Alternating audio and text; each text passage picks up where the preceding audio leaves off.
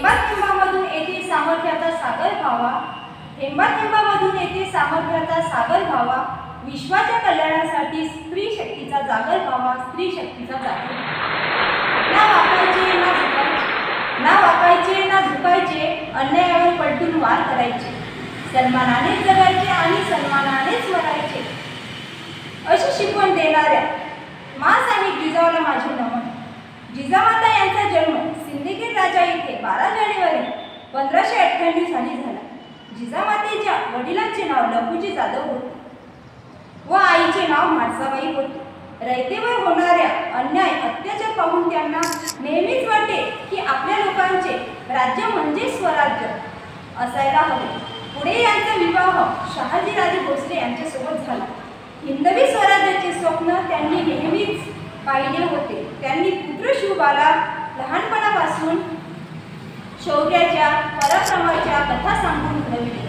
जिजाबाईच्या प्रेरणेने शिवरायांना अनेक लढाया जिंकले व महाराजांच्या मातीत स्वराज्याचे भगवे निशाण उभारले। जिजाऊंनी दिलेल्या संस्कार व शिक्षणामुळे शिवराय स्वतःचा विचार न करता इतरांच्या कल्याणासाठी जगले, धर्मनिरपेक्षतेसाठी लढले। अंगणातील तुळस, गोठ्यातील गाय आणि घरातील माय यांच्यावर कोणी वाकडी नजर टाकली तर गय केली जाणार नाही, अशी शिकवण देणाऱ्या माँसाहेब जिजाऊ स्त्रियांवर अत्याचार करणाऱ्यांना ठणकावून सांगितले। स्त्रियांच्या रक्षणासाठी त्यांनी स्वतः तलवार हाती घेतली। जिजाऊ ह्या शूर, चाणाक्ष व युद्धनिष्ठ मध्ये कुशाल होणाऱ्या कुशाग्र होत्या। जिजाबाईच्या संस्कारामुळेच छत्रपती शिवाजी महाराज घडले। जिजाबाईंनी पाहिलेले स्वप्न छत्रपती शिवाजी महाराजांनी पूर्ण केले। जिजाबाईंनी आपल्या कर्तृत्वातून असामान्य इतिहास घडविला।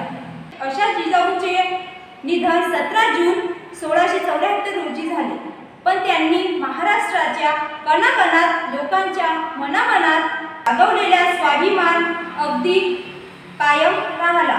जिजाऊंचे कार्य व इतिहास आजही आपल्या सर्वांसाठी प्रेरणादायी आहे।